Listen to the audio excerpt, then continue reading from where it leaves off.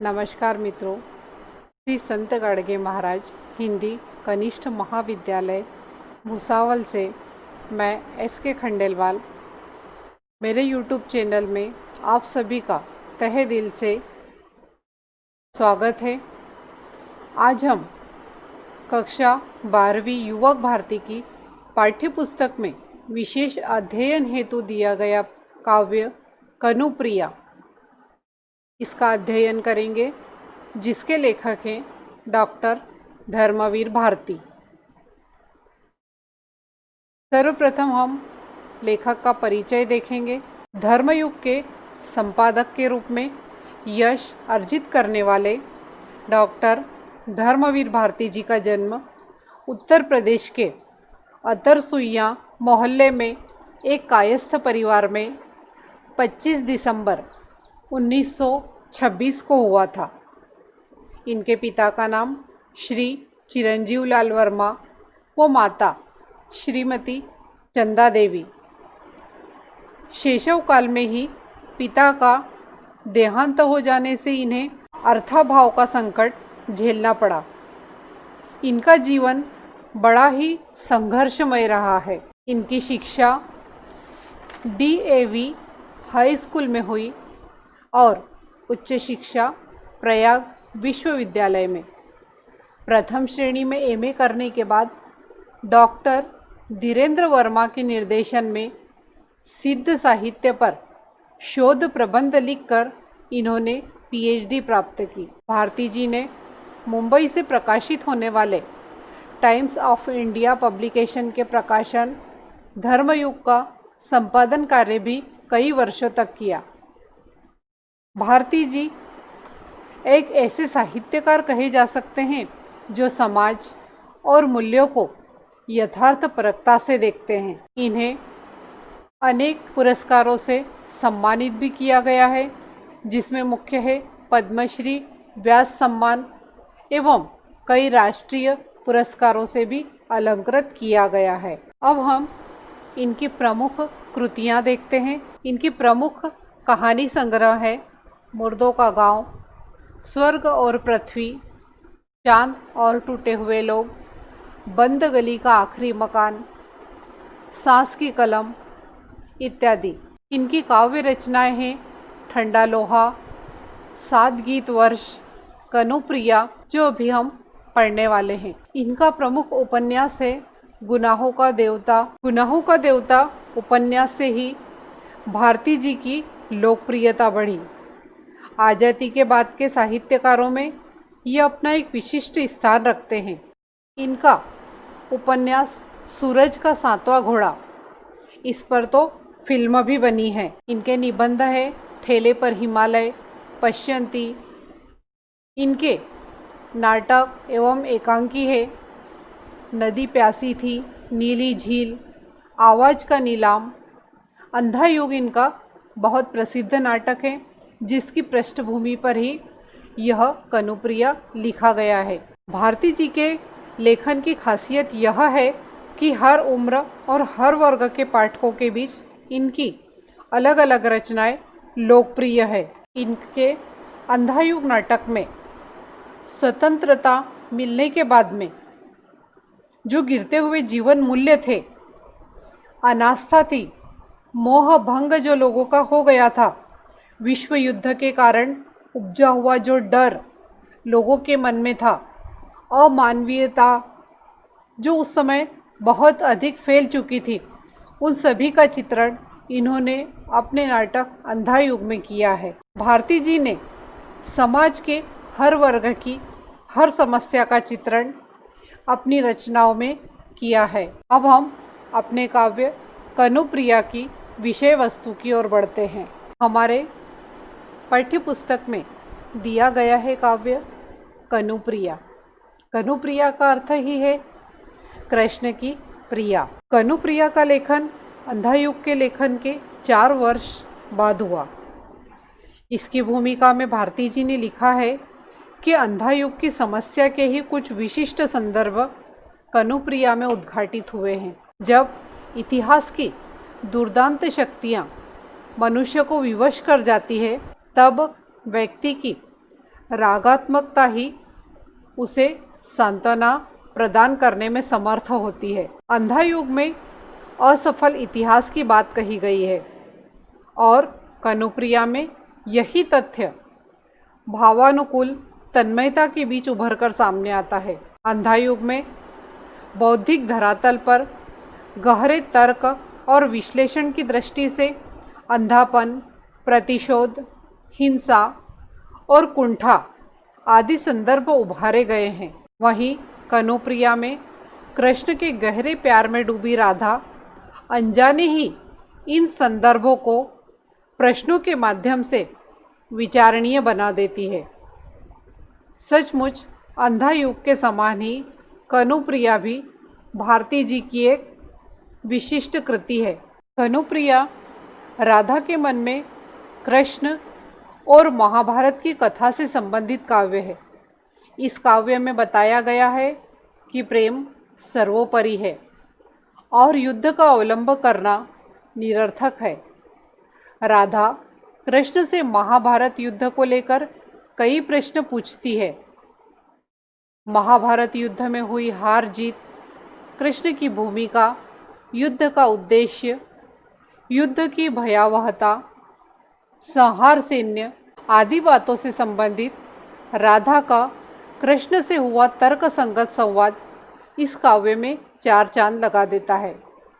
इस काव्य में कवि ने नारी के मन की एक एक परत को, उसके मन की संवेदना को, प्रेम को, विरह को, या हम कह सकते हैं कि हर एक अनुभूति को बारीकी से दर्शाया गया है। कनुप्रिया काव्य में राधा की तन्मयता के क्षण सबसे गहरे बताए गए हैं। यदि हम इसे आज के परिवेश से जोड़ते हैं तो यह व्यथा केवल राधा की ही नहीं, आज उन परिवार के माता पिता की भी है जिनके बेटे अपने परिवार के साथ नौकरी व्यवसाय के सिलसिले में अपनी गृहस्थी के प्रति अपना दायित्व निभाने के लिए माता पिता से दूर रहते हैं।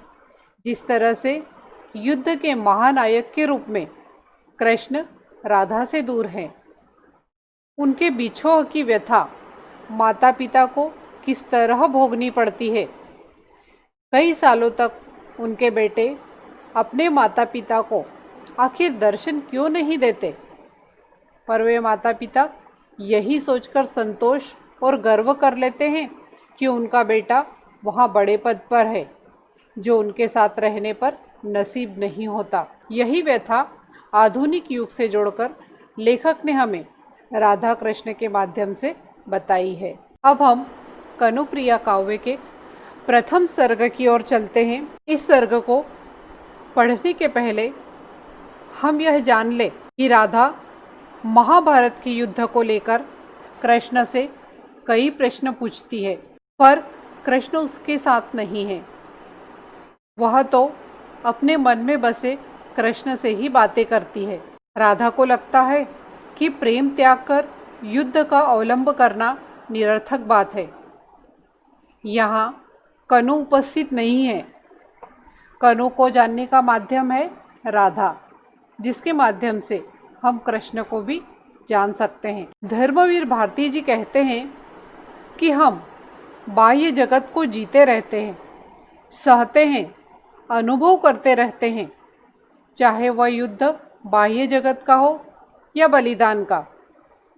परंतु कुछ क्षण हमारे जीवन में ऐसे भी होते हैं जब हमें अनुभूति होती है कि महत्व बाह्य घटनाओं के उद्वेग का नहीं है, महत्व है चरम तन्मयता के क्षण का, जिसे हम अपने भीतर साक्षात्कार करते हैं। अर्थात हम सब कुछ बाह्य जगत में देखते रहते हैं, जो अच्छा होता है, बुरा होता है, उसे लेकर ही हम दुखी होते रहते हैं।